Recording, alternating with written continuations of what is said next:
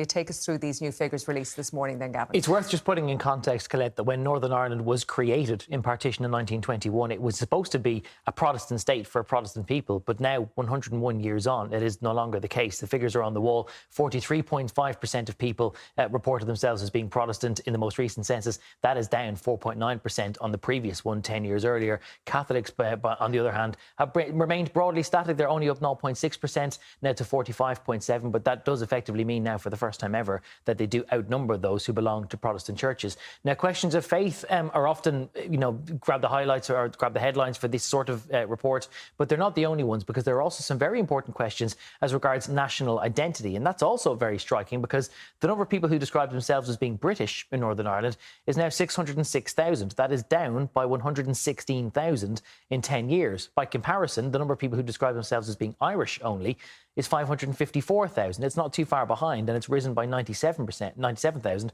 nearly 100,000 in 10 years. The number of people who describe themselves as being Northern Irish only, 376,000, broadly unchanged. And that in itself is quite significant, because you do now have the emergence of this third category, these people who don't necessarily describe themselves as being British or Irish, but rather something in between.